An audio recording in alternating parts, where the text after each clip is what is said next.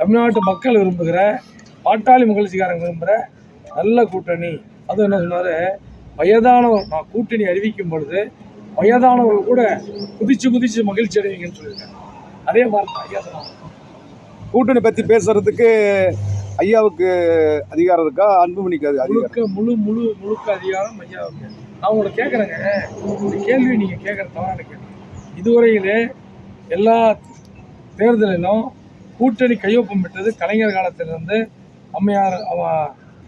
அம்மா காலத்திலிருந்து, எடப்பாடியார் காலத்திலிருந்து இது வரைக்கும் பிஜேபி கிட்ட 2024 கூட கையெழுத்து போட்டது மருத்துவர் ஐயா தான். 2024 கையெழுத்து போட்டாங்க.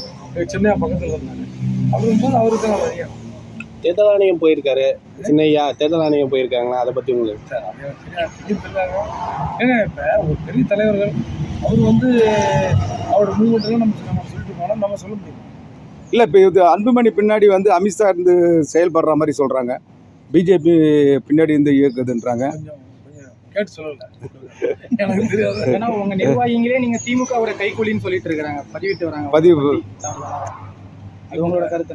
இது ஊடக பேரவைன்னு சொல்லிட்டு இந்த அட்டகத்தி ஒரு கூட்டம், அட்டகத்தி கூட்டம் அவங்க அப்படியே கத்தி அட்டகத்தி சொல்றது. அவங்க எப்படின்னாங்க, ஐயாவுக்கு யாரெல்லாம் ஆதரவாக இருக்கிறாங்களோ அவங்கள முதல்ல பார்த்தீங்கன்னா அண்ணன் தியாகச்செம்மல் கௌரவ தலைவர் ஜி கே மணி அவர்கள் பேசினார். அவரை பற்றி இல்லாத பொருளாத இழுத்தும் பழித்தும் கச்சாமச்சான்னு பேசினாங்க.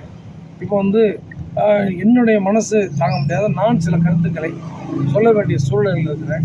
அதனால் மருத்துவர் ஐயா அவர்களுக்கு நீங்கள் ஐயாவுக்கு ஆதரவாக சொன்னீங்கன்னு வச்சுக்க, உங்கள் இணையதளத்தில் எல்லாம் ஒரு கூட்டம் திட்டம் நீங்கள் கூட ஏதோ உங்களுடைய முகநூலில் மருத்துவர் ஐயா அவர்கள் வாழ்கன்னு போட்டீங்கன்னு வச்சுக்கோங்க, உள்ள போட்டு திட்டம்.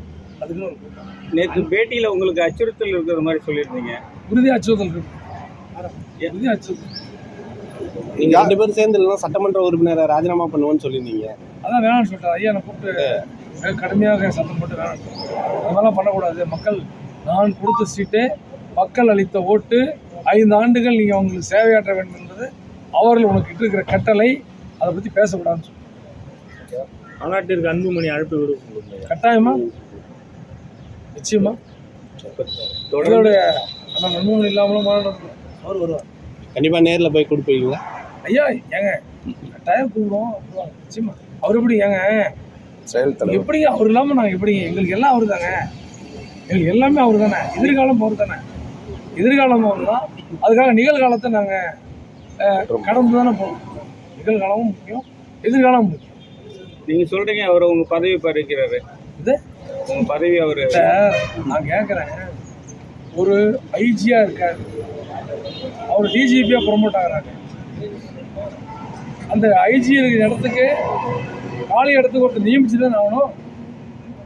அதில் ஒன்றும் நான் ஒன்றும் தப்பாக சொல்கிறேன். சின்னையா நடந்துக்கிறதுக்கு இந்த மாதிரி நடந்துக்கிறதுக்கு என்ன காரணம்னு நினைக்கிறீங்க? ஏன்னா எனக்கு ஒன்றும் தெரியல. இப்போ யார் கூட கூட்டணி போனாலும் உங்களுக்கு ஐயா போகிற கூட்டணி ஓகேவா? 100% ஐயா போகிற கூட்டணி தான் இந்த 2026 தேர்தலில் வெற்றி கூட்டணி. ஐயா யாரு கூட ஆதரவு தெரிவித்து, பாட்டாளி மக்கள் யாருக்கு ஆதரவு தெரிவிக்கிறதோ அந்த கூட்டணி தான் நிச்சயமாக 26 ஆட்சி அமைக்கும். செல்வ பிறந்தகையெல்லாம் பார்த்ததுக்கு திமுகவால் தான் கூட்டணி போகிற மாதிரி அன்புமணி சொல்லிட்டு இருக்காரு. அவங்க செல்வ பெருந்தகையை பொறுத்தவரை சேலத்தை கொண்டு வச்சுருக்கேன். எங்கள் மருத்துவர் ஐயா அவர்கள் மீது அளப்பரிய அன்பு கொண்டவர், சாதாரண அன்பு கொண்டவர். சட்டமன்றத்திலேயே வேணால் பேசும்பொழுது பாட்டாளி மக்கள் கட்சியோ மருத்துவர் ஐயாவை பற்றியோ ஏதாவது விவாதம் வந்ததுன்னா கூட்டணி ஆட்சிக்கு கூட்டணி கட்சி இருந்தாலும் மறந்து எங்களுக்கு ஆதரவாக பேசுவாங்க. இடஒதுக்கீடு, சாதி வாரி கணக்கெடுப்பு, இந்த மாதிரி விவாதங்கள் சட்டமன்றம் நடக்கும் பொழுது அங்கே மருத்துவர் ஐயா அவர்களை சுட்டி காட்டி பேசியிருக்கிறார்.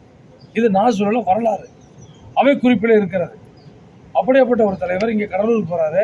போகும் பொழுது மருத்துவர் ஐயா அவர்கள் ஒரு மூத்த தலைவர், அவரை பார்த்து ஒரு நலம் விசாரிக்கிறது. இது ஒரு நாகரிக அரசு. இதை நம்ம தவறா பேசுறது. டயா பூஸ்டர் சுகருடைய ரிமோட் கண்ட்ரோல் இனி உங்க கையில. அனைத்து மருந்து கடைகளிலும் கிடைக்கும். செய்திகளை உடனுக்குடன் தெரிந்து கொள்ள கீழ்கண்ட கேபிள் மற்றும் டிடிஹெச் நெட்வொர்க்குகளில் எம்நாடு செய்தி தொலைக்காட்சியை காணுங்கள். பாதகம் செய்பவரை கண்டால் நாம் பயம் கொள்ளலாகாது பாப்பா. மோதி மிதித்து விடு பாப்பா, அவர் முகத்தில் உமிழ்ந்து விடு பாப்பா. அண்மை செய்திகளை உடனுக்குடன் தெரிந்து கொள்ள இணைந்திருங்கள் எம் நாடு தொலைக்காட்சியுடன்.